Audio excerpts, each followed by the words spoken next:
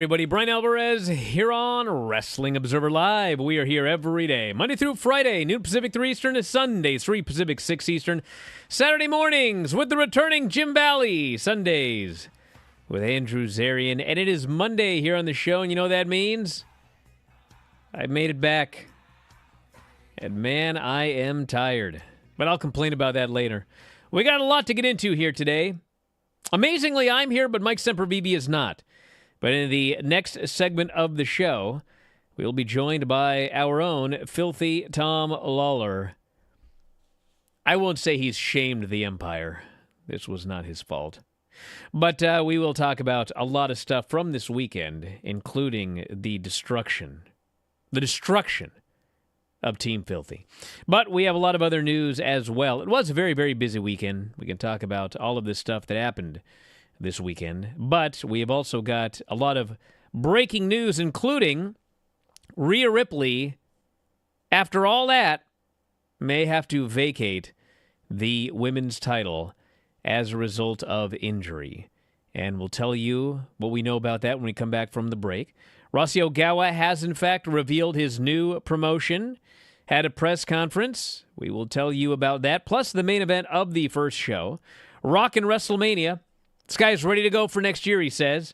So we'll tell you about that. Nikki Bella considered going to AEW after seeing the debut of Mercedes Moné. John Moxley's your new IWGP Heavyweight Champion. He's going to be on Dynamite Wednesday. We'll also give you the lineups for all of the shows coming up and plenty of other news as well. If you would like to text us, 425-780-7566. That is 425-780-7566. F4W Online at gmail.com. F4W Online, Threads, Instagram, and Cameo. I am, of course, at Bryan Alvarez on the X. Back in a moment with Filthy and more. Observer Live.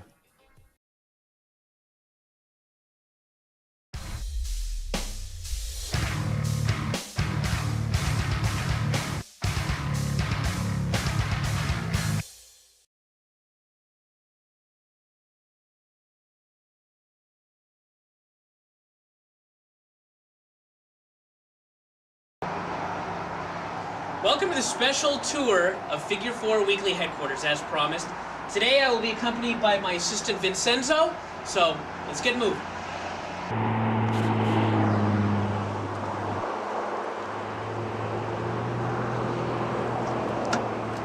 Hey, don't worry about it. Today's a special day, I'll drive.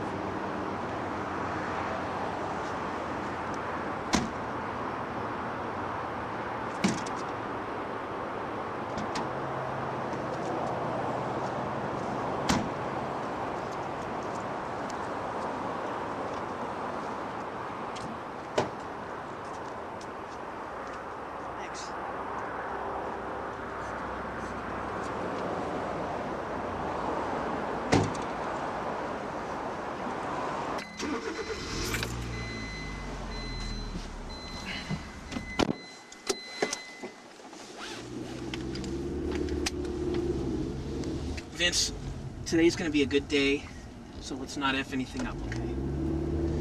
Now, I'd like to tell everybody, I just want to give a short speech on the way to the compound here today, and that is that we are going through very tough economic times right now. Right, Vince?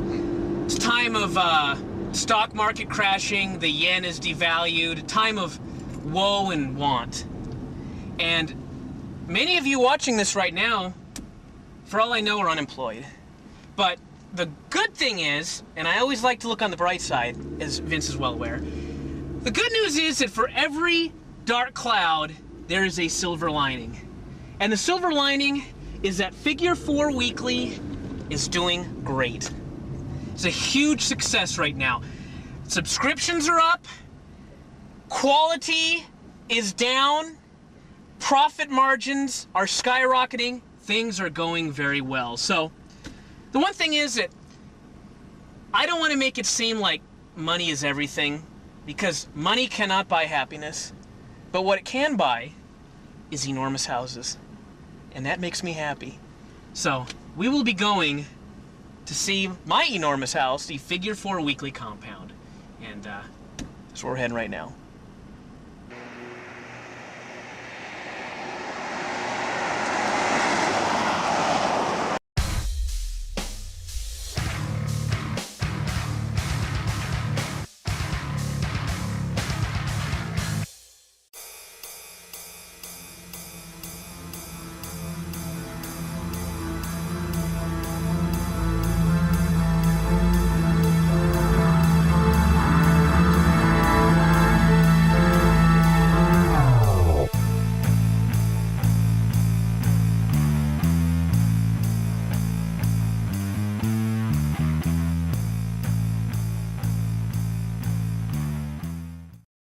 in the show. Bryan Alvarez here, Wrestling Observer Live. No Mike Sempervive. Filthy Tom is joining us here today. We got a lot to talk about, and I'm tired, brother. I had the worst travel day yesterday. I literally would have been better off flying to like Wembley or like Africa or something. We checked out at 10 a.m. We were in Northern California, by the way. I live in Washington. We checked out at 10 a.m. I arrived home at 4:05 a.m. in the morning. Went to bed at 4:30.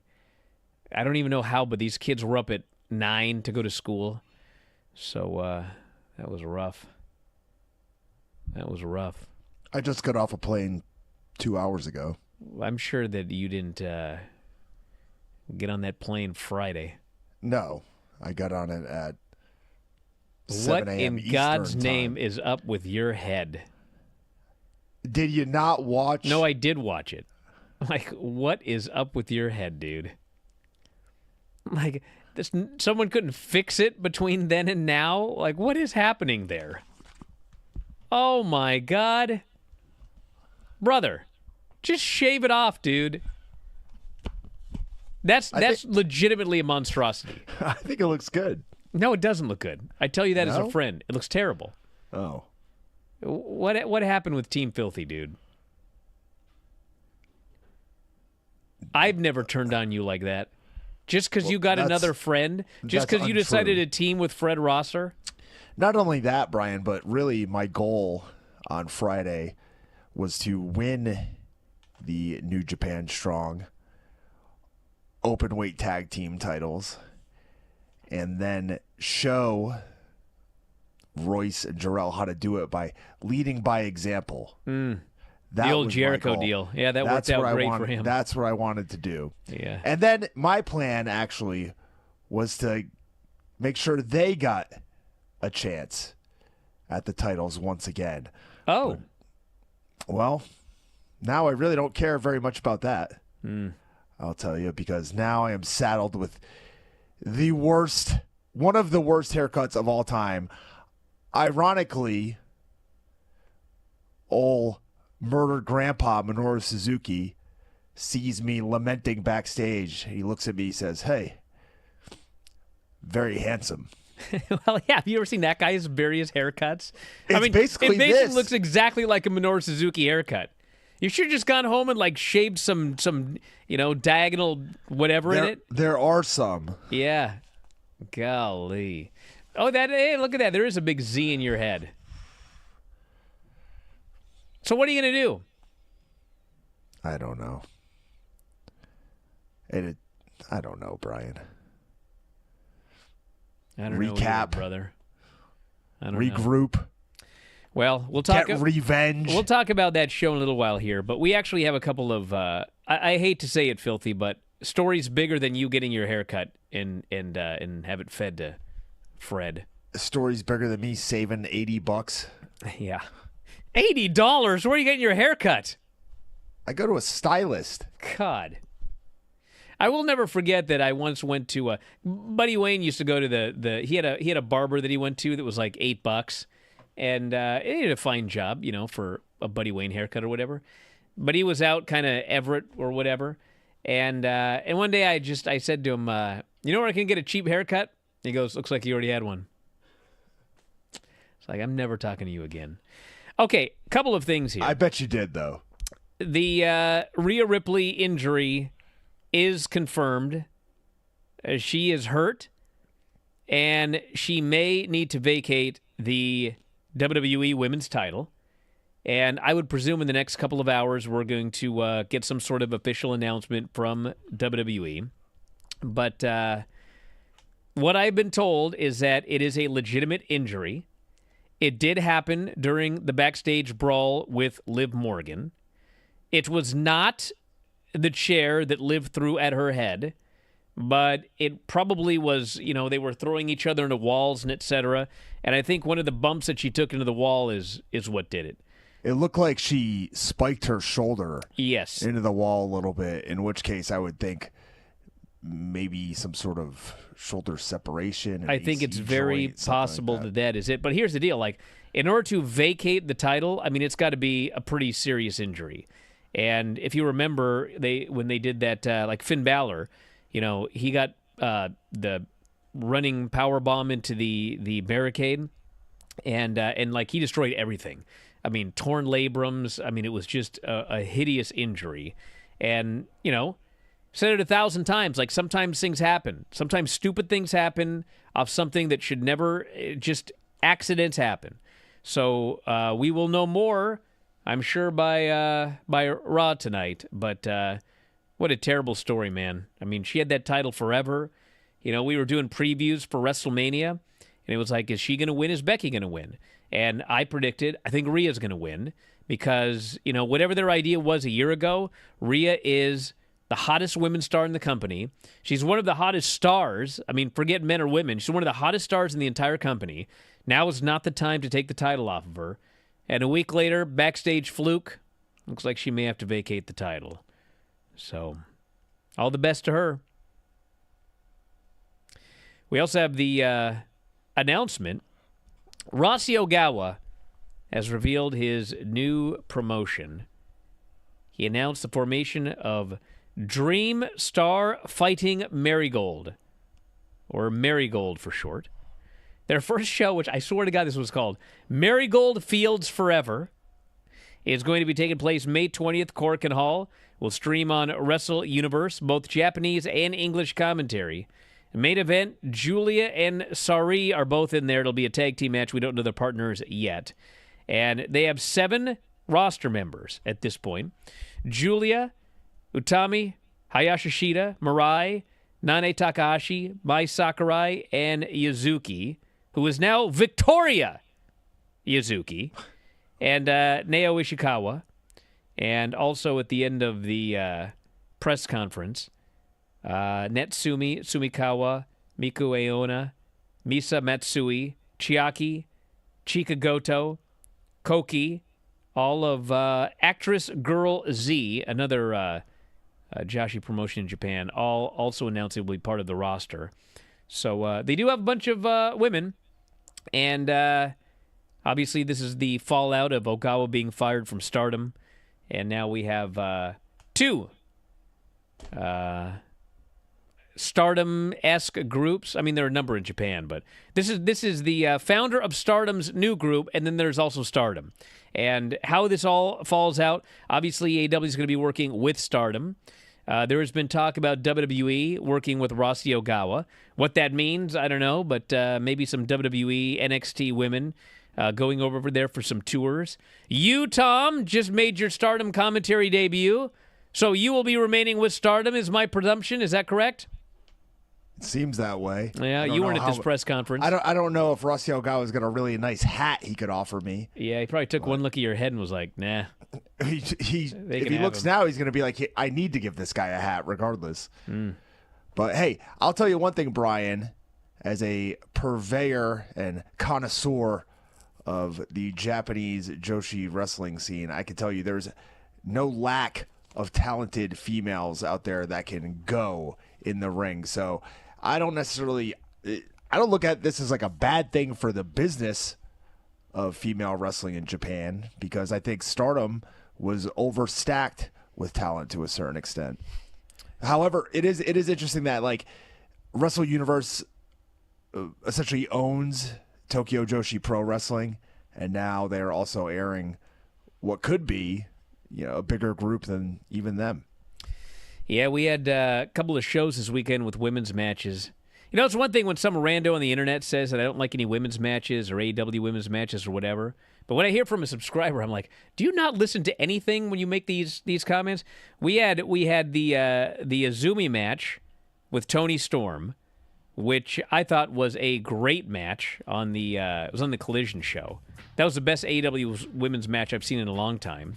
And then on that New Japan show, we had another great Azumi match, but we're out of time, so we'll talk about it after the break. And Tom's match, and everything that went down this weekend. So back in a moment, Observer Live. Blank was one of the veteran British actors who had a role in Star Wars. Sir Alec Guinness. Yeah. Oh, yeah. Peter Cushing and the Sunshine Peter Band. Cushing. Peter Cushing and such. Stop! Stop! What was the Star Wars budget? It was like $1 million or something nutty. God. Peter Cushing and the fucking Sunshine. Language. 11 You million. made me do that. You made me do that. No. Nobody Cushing. makes you do that. Because when you see Peter Cushing, the two things you think of are sunshine and disco. God help me. Okay. I'm going to look up a picture of him right now, in fact. Someone Photoshop him into a case. Oh, I think this is coming in the best of the B&B show. I think someone's already underway. Yep, sunshiny. Yeah, that when you look up Peter Cushing, that's a sunshiny individual. God. Okay. That's all for me.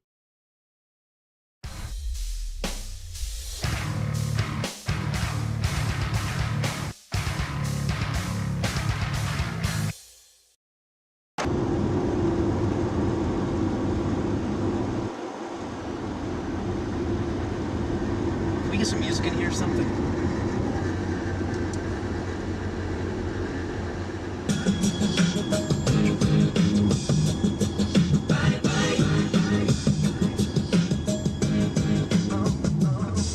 What the hell is this? Vince, can we get some...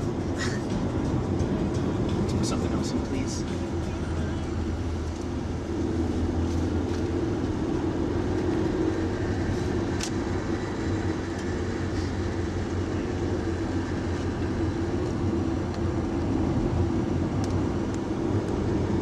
Sensual, un movimiento sensual, sensual, un movimiento muy sexy, sexy, un movimiento muy sexy, sexy. Y aquí se viene azul azul con este baile que es una bomba. Para bailar esto es una bomba.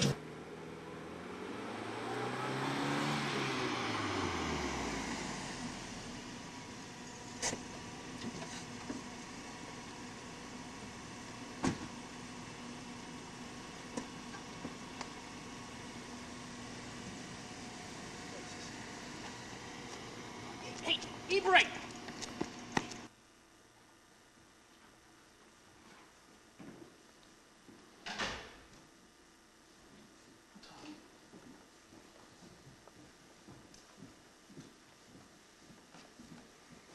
This is it. This is the place. Now, before we take the big tour of all the rooms here, there's over 100. Recreation area, pool, the video room. We're going to look at everything. But first, the most important room in the house is right here behind this door. Behind this door is the source of my inspiration. Back in the show, Bryan Alvarez here, Wrestling Observer Live. Mike Sempervive, also WrestlingObserver.com. So we had Toni Storm versus Izumi on Saturday, and we had Stephanie Bakure, no one can ever get this name right, against Izumi on... Vacker? I mean, anyway, Steph and Izumi, as Granny would say, Steffi and Izumi on Friday night. And both these matches were great. And the thing with Izumi, it's one thing when you put like this match on a New Japan show, New Japan fans, that's one thing. Or a Stardom show, whatever. But this was her debut on Collision on Saturday night, okay? She debuted on Collision. She'd never been on Dynamite or Collision before. Or Rampage. And she comes out, and she's facing Timeless Toni Storm, okay? Now, I know a lot of you love the Timeless Toni Storm gimmick, okay? But the issue with the gimmick that we've discussed many times is that she is supposed to be a heel, but she is so wildly entertaining at her gimmick that it just murders all these other baby faces. Like, these baby faces go out there. It killed Deonna Purrazzo. I mean, nobody cared about Deonna. And it's happened many times where you do a match and nobody cares about the baby face because they love Toni. So she's in there, Toni Storm, versus a woman that nobody there has ever seen. I said it was 1,800 fans. That was a couple days earlier. They actually did about 2,400 or something like that. But still, people mad at me for 1,800. 2,400 is really not that much better, everybody. I mean, 2,400 for a collision in Battle of the Belts. Why are you mad at me? But anyway, there's 2,400 people there. Azumi in her AEW in-ring debut against Toni Storm, who everybody loves. And, man, they loved Azumi. She got over so big to this crowd, facing Toni Storm in Kentucky. So I saw that, and I was like, man, she is special. And I'd seen her in Stardom. We've reviewed Stardom shows with Azumi. But, my God, I mean, I was so impressed with... I mean, the match was great. It was as close to a Stardom match as you're going to get with Toni doing that gimmick. She had a couple of things, and she does a running hip attack, and they film it in black and white. Like, somehow that's okay, but the Bray Wyatt black and white. Anyway, I thought it was great, and I also thought the Stephanie Vakir golly match was great on the New Japan show. So anyway, Azumi stock going straight up. That's what I think. She's been fantastic for the last 3 years that we've watched her, so I'm not quite sure why you're surprised. I guess because you know what, Tom? Exactly what I just said. A lot of people are great, but you throw them on a show in the U.S. and Kentucky in a debut against Toni Storm, and they ain't going to get over. And she did. I would not have been concerned. She's fantastic. Yeah, she is. One of the best women in the world. Very young, too. How old is she? She's like early 20s, 22, something like that. Something like that, yeah. So they had, it was Minoru Suzuki and Ren Narita, which it was all right. Minoru Suzuki, especially now that when he does shows in the U.S., I mean, he's there to do his gimmick. He's there to do his shtick. And, which reminds me, by the way, was it Suzuki? What was the Bloodsport match? Him and Royce? Yes. Yeah. What did you think of that match? I didn't see it. You didn't see it? No. Oh, you got to see it. Why?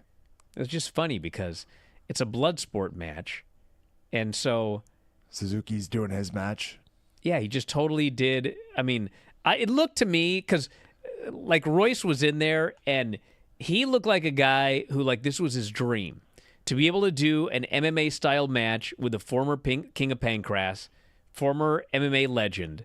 And he's out there actually trying to do stuff, and Minoru is just rolling out of the ring, doing his shtick. Like, he ain't going to do it, brother. And I laughed uproariously watching the match. But Suzuki did the same thing here. I think he took one bump in the Ren Narita match, and the rest of it was all shtick, getting Murder Grandpa chants. I mean, it was fine, but Ren won, X Factor. Then we had the Azumi match, which was excellent. And then it was Hikuleo and Phantasmo, Mikey Nichols and Shane Haste, you and Fred, and Royce Filthy and Joel Fred in a four-way for the New Japan Strong. I thought you might take it, Tom. I had faith in you, which is rare. But I thought, man, you and Fred, you guys can take it. Did you see our cool tag moves? You actually had some pretty cool moves. We look like a well-oiled machine out there. I gave him the stroke. He was definitely well-oiled. You less so. Sure. Yeah. So that was a good match. And then, man, they turned on you. They beat you up. They cut your hair off. And then they fed the hair to Fred. How did you get him to okay this? Not to break kayfabe. You know how horrible it is to swallow a hair? Imagine eating hair. Your hair. Your gimmick is that you're filthy. I hope he got paid extra. I had conditioned that day. It doesn't really matter. And, man, there was a lot of heat for that. Those people were into that. They were into that deal. Then we had Jack Perry and Shota Umino, which in the ring, I thought that this was a great match. And Jack Perry did get a lot of heat. But, and let's be fair here, this was in Chicago. And there were like CM Punk chants, you got choked out chants, no he didn't chants. And I was like Tony was thrilled. Tony Khan was thrilled. It was like, it worked. This whole thing worked. And I thought, the guy's, the guy's over, but like we don't know if he would have been over, when he came back one way or the other. We don't know anything. But so yeah, he was over. But you also got a bunch of CM Punk chants. You got CM Punk chants during the Young Bucks segment on Dynamite. I don't know if I would want that as Tony Khan to get these CM Punk chants all over my show, but he was happy. So it's oddly enough, this situation, I feel like both CM Punk and Jack Perry have come out of it looking better, because CM Punk, who many people wanted to believe was not telling a story close to the truth, was somewhat vindicated, I would say, by the video footage. It was essentially one of the stories that he was telling on Ariel Helwani's show. And Jack Perry, who, as far as we know, has little to no fighting background, was able to escape unscathed a guillotine choke attempt by a former UFC fighter. Well, to be fair, we actually don't know if he escaped because we couldn't see. And it was only 4 seconds before they were torn. Well, he's not in the choke right now, is he? Well, he wasn't choked out. That was clear. He certainly escaped. I mean, he escaped. It was pulled apart. We don't know what happened. He could have got his head all the way out. He could have got his head none of the way out. He could have been being choked. He could have been being face locked. All I know is this: what we heard after the incident was almost exactly what we saw, and CM Punk did mostly tell the truth. But there were a few things that, he stretched the truth on. I mean, how could you watch that? Some people matched up the audio with the video, and it was like, what was the line he said? Something like, I was trying to be professional. I just choked him. I didn't throw any punches. I just choked him a little bit. How could you watch that and go, that is exactly what happened? Because first off, there was nothing in what we saw that appeared to be CM Punk attempting to be professional. He strode right up to the guy. He cut a promo on him. He shoved him twice. He tried to choke him. And then as they were being pulled apart, he threw a punch. That was not, I was trying to be a professional. I didn't throw any punches. I just choked him a little bit. Maybe he was trying to be a professional fighter. Well, I mean, maybe. But. So, I mean, the way that they did it where, he got beat clean, this Jack Perry, showed pinned him clean, Death Rider. And then Jack shook his hand, hugged him, raised his arm afterwards, left. I mean, I presume that's the end of Jack Perry in New Japan for the time being, and he'll be back in AEW next week. That seems to be the deal. People here, was it even a choke? Did he get an injection? We don't know. We couldn't see it. There was a body in the way. Jack says it was like a front face lock. Punk says it was a choke. And based on the footage we can't say one way or the other. That's just reality. It's not as if like one is so easily discernible from another one. Punk could have been attempting a choke and not had his hands in the position that he wanted yet, or maybe Jack. Of course, he could have put on the guillotine perfectly, and Jack had his chin tucked. Yeah, like there's a million things that could happen there. And then I also saw the Hiromu Mustafa Ali match, which was a very good match. Ali got the win. And it was funny because even though he's from Chicago, like he was booed mightily at the beginning of this match. But they had such a good match that the crowd got into him by the end, chanted his name. It was very good. And then we had the wild no DQ tornado tag with Finlay, Kenta, Clark Connors, Gabe Kidd against Homicide, Eddie, Jeff Cobb, TJP, Riot Rules match. And I didn't even rate it. It was just wild insanity. And Homicide went for the cop kill on Gabe. Finlay hit him with the shillelagh. Gabe got the pin. And so it does appear, and this was exactly what I thought was going to happen, Eddie is on a tour to lose all of his titles. And Gabe Kidd will beat him for the New Japan Strong Openweight title. And that'll be the end of that run. So talk more after the break. Observer Live.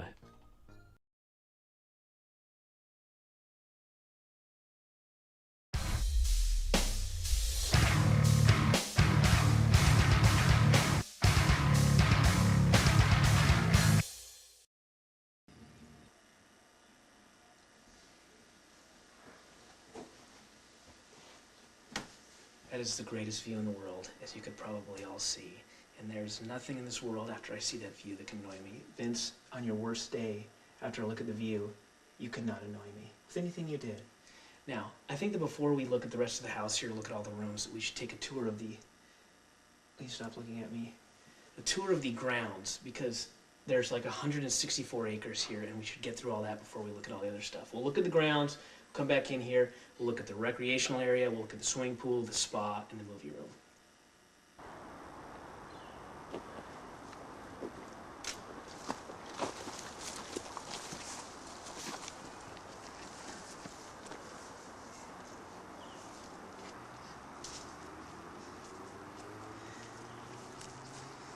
Some of you probably think that I'm just doing this to brag, because like I said, there's like, I don't know, 140 acres on this, I call it the ranch. But there's actually a reason that we're coming out here today, and that is because there's something buried out here. And it's going to be unearthed today in this video for the first time ever. It's like Al Capone's tomb, Al Capone's whatever that Geraldo Rivera did. That's what we're doing today. And so, Vince, let's go.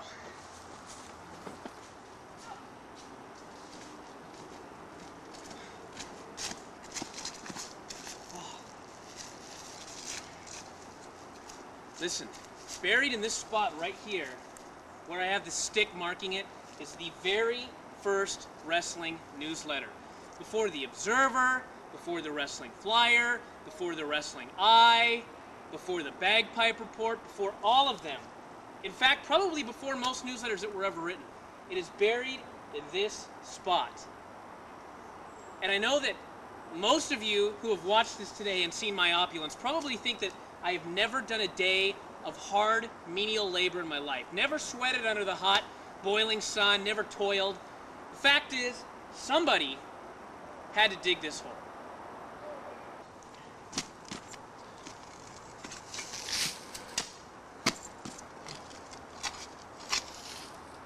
Dude, dig, the sun's going down.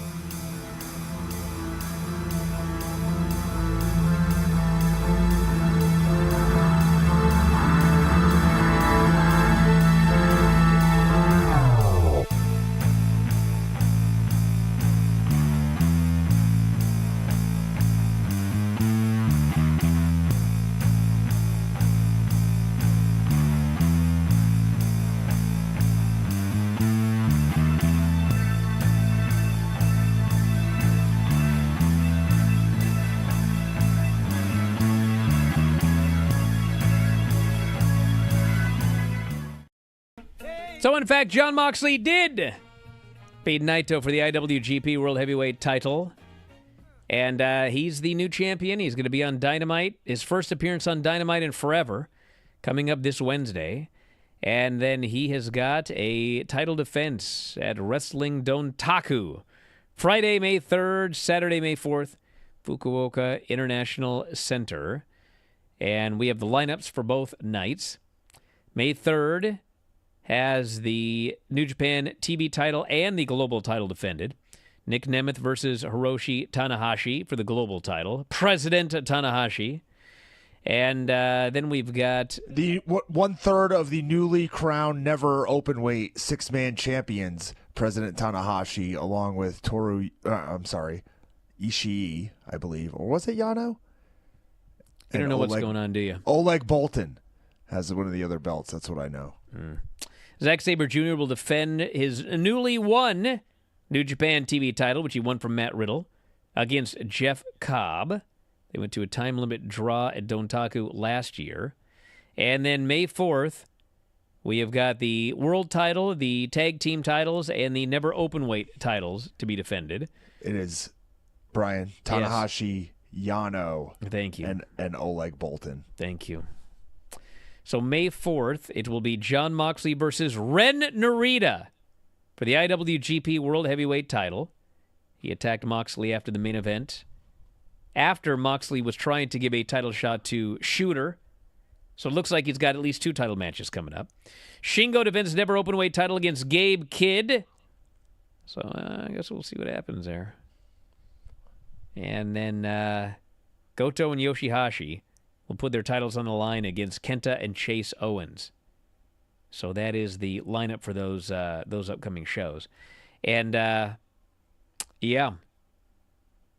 See what happens with old Gabe Kidd. I think he's beating Kingston. So is he beating Shingo or not? Is he beating Shingo and losing to Kingston? What's going on? Kingston going to amass another set of titles? I guess we'll find out, won't we? Maybe Gabe Kidd's going to make his own Triple Crown. Hey, you know who else canceled some bookings this week? The Vintner, Eric Rowan. He was scheduled to wrestle for East Coast Pro Wrestling in Nova Scotia at the Coal Town Carnage event. He has canceled several upcoming bookings due to, quote, new contractual obligations. Now, obviously, everybody immediately thought the same thing. The Vintner is coming back to team with Uncle Howdy. And he might. He might. But, unless he's returning tonight, it is kind of weird. Like, WWE has been a lot more lenient with these sorts of things. They wouldn't let him work East Coast Pro Wrestling in Nova Scotia for Coal Town Carnage? I guess. But we shall see. Maybe there was a harvest of grapes that needed to be tended to. There could have been. There could have been. So we'll see. Uncle Howdy and the Vintner. I actually am very excited at this possibility. I'm cool with it. So who would be the third guy if we have a new Wyatt family? Braun Strowman. You're right. Golly. Braun Strowman, Uncle Howdy, and the Vintner. I'd be down with that. Yeah. Braun is still there. He's injured. The new Faces of Fear. I don't know if I'd use that one again. Dave's got a huge story on the front page, everybody, that will be in this week's Observer. We're trying to get some of the Observer stories out a lot earlier for subscribers.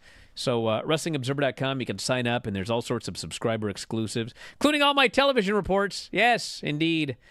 But Vince McMahon has put his final TKO shares up for sale.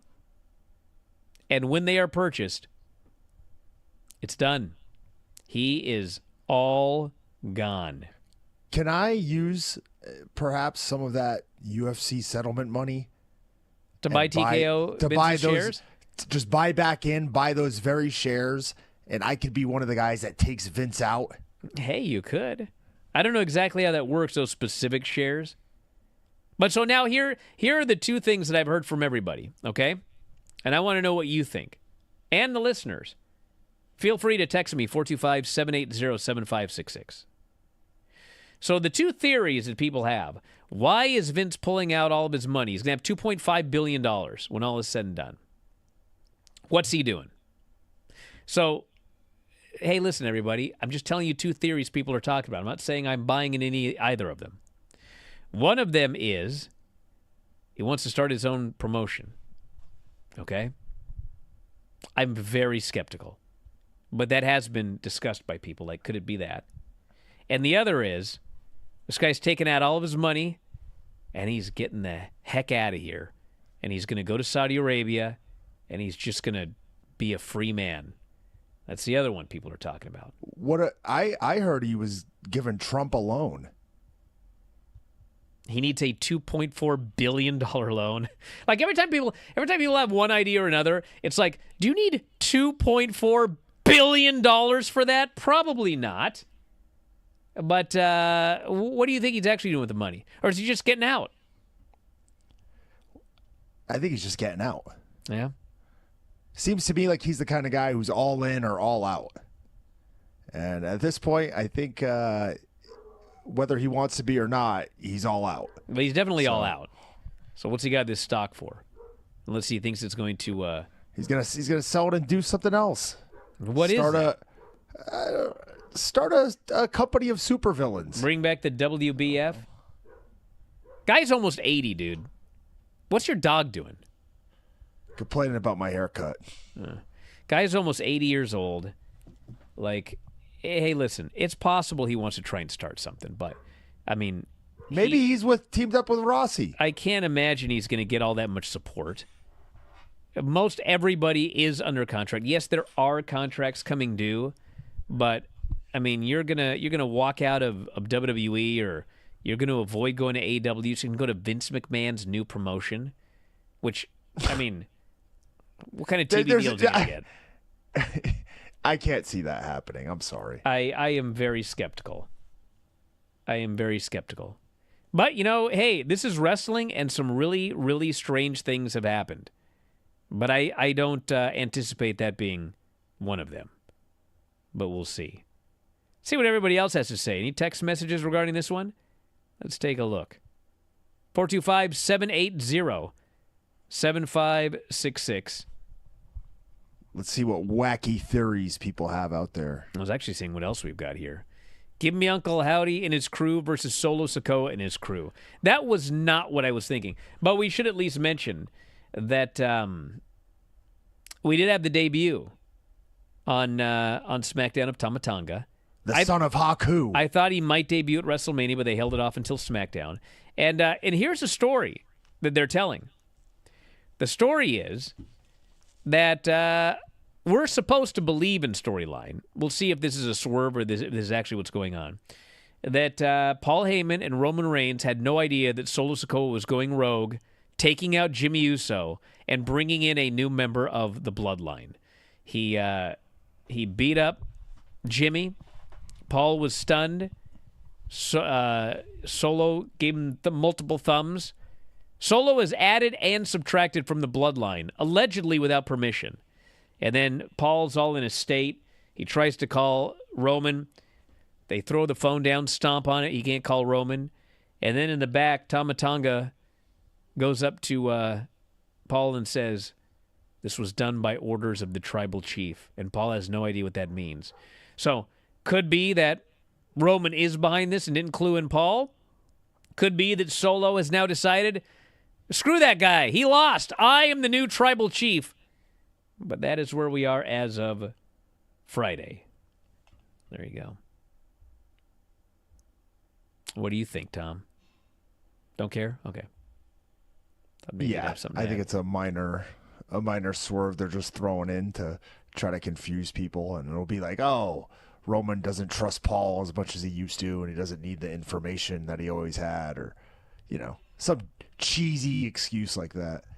This person says Vince starting a company could only hurt his legacy as a promoter, which is all he has at this point. He made the biggest company ever. Why risk the last thing you ever do being a total failure? Well, look at what his last act already is. Who's going to go work He's there? at rock bottom for a last act. What'd you say? Who's going to go work there? That's the best point you brought up. I don't know. You know what I mean? In the court of public opinion, I mean, essentially he has been convicted. You know what I mean? I mean, however the whole thing plays out in court, we still have all of those text messages, which were not made up, and he was banished from TKO, and regardless of how everything plays out in court, I mean, he is in disgrace right now. So I'm not sure if anything could bring him lower than this. I mean, he could try and start a promotion or whatever, but if his promotion fails, that is not as bad a last act as the last act that he's currently in the midst of right now. This person here says he's saving up for when the Fed comes knocking again. He's got to be going down hard once it starts. This person says, tell the chat he's not buying TNA. Dude, I don't know what he's doing. I can't imagine he'd try and buy TNA. But this person says, I think Vince is just estate planning, thinking about the money he'll pass on to his kids and grandkids. Well, I'm sure there's an aspect of that, but I would think that he would have been doing that for a long time. And does he need to sell all of his stock to do his estate planning? I don't know. Would Vince need the money for upcoming legal fees? $2.5 billion? I can't imagine he needs $2.5 billion for legal fees. It's just refreshing to... I'm not going to read that one right there. I don't think it was questionable, but when I read it, it could have been meant to be questionable, so... Do I really want to read this one? Speaking of how handsome Tom is, unprompted, my girlfriend proclaimed he looks like the product of incest when watching Windy City Riot. That is not nice. They didn't leave a name either, Tom.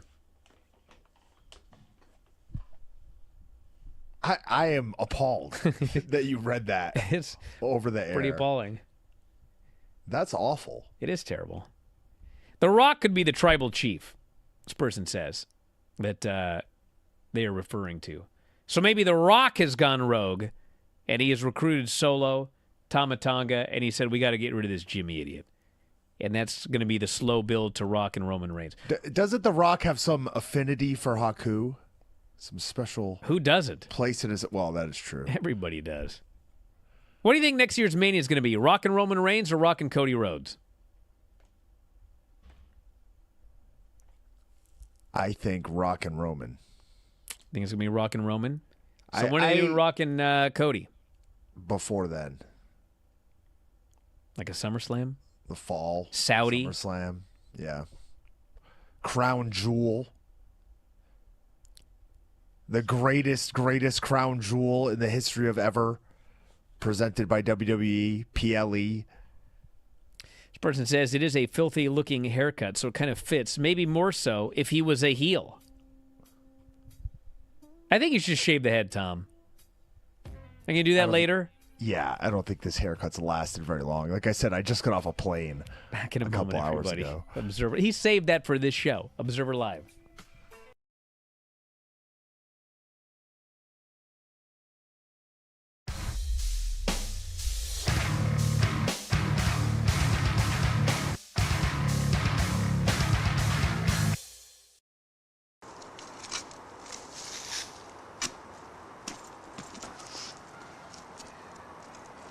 Good job, dude. This is it. It's in this box. This is the very first newsletter that was ever written. I have it in the Bible here. This is where I keep it. I actually keep it pressed between the pages of the book of Job because Job and I have a lot in common as far as being tested by the Lord each day. This is the Flying Mare. This newsletter was written, as you can see right here, in the 17th century. This was actually written by my great-great-great-great-great-great-great-grandfather, Perfecto. And that is damn true. This dude wrote this thing, The Flying Mare, containing a perfect collection of the proceedings in wrestling and true information from the armies. There's even a picture of Máscara Año 2000 here on the back, before he'd had his first main event. This thing is a treasure. This thing is gonna be...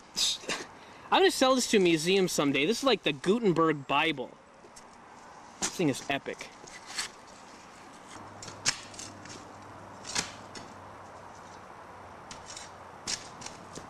Hey, Vince. Vince, what the hell are you doing? Hold that. Vince? God! Vince, let's just go.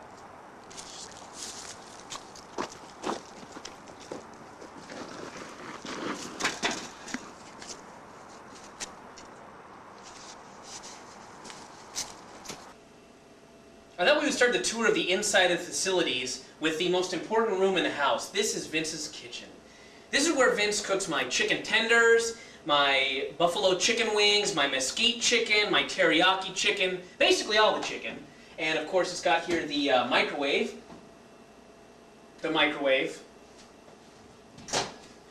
And of course here the oven for my oven roasted chicken, shake and bake.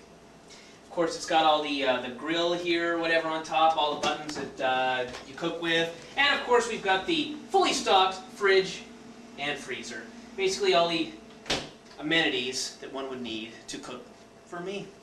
And in fact, now would be a good time for a chicken breast.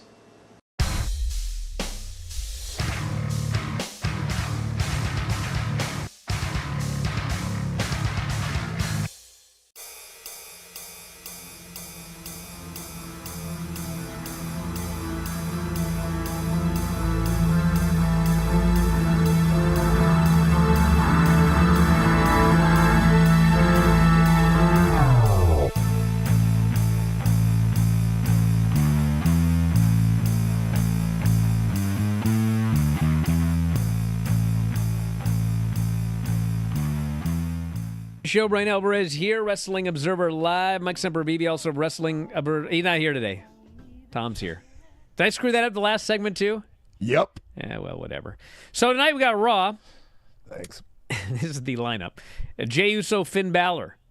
Rhea Ripley will address Liv Morgan's attack from the Raw after me. That was actually several days ago. Rhea Ripley will address her enemies. Yeah. Cody Rhodes appears. Sami Zayn versus Chad Gable for the Intercontinental title. They're in Montreal. Andrade, Dominic Mysterio. Ivy and Maxine versus Candice and Indy. I feel like I've seen that 50 times. Sheamus makes his return. He's back. Yeah, fella. And Chelsea Green and Piper Niven versus Kaden Carter and Katana Chance. All on the show tonight. Cutting right through my ears. Yeah, that's right. What do you got coming up, Tom? Let's do your plugs. This Saturday, 4/20, when the smoke clears, AIW Wrestling in Cleveland. Why are you so happy? Filthy Tom Lawler fighting, taking it back to the old school, an old foe of mine, Dominic Garrini. Wow. We're going to throw down. I remember old Dominic Garrini. Good luck, Tom. Good luck throwing down this weekend. Will it be better than Thea Hale and Tatum Paxley, which has been added to NXT tomorrow? Probably, right? Hey, listen, we're out of time. I'm trying, everybody. I'm suffering here. But I'll be back later on tonight with Dave. We'll talk Raw, all the news, and more. Only for subscribers, WrestlingObserver.com. Address Rhea Ripley, whatever they talk about tonight, and plenty more. So I got to go. Thanks, Tom. We'll talk to you next time. Wrestling Observer Live.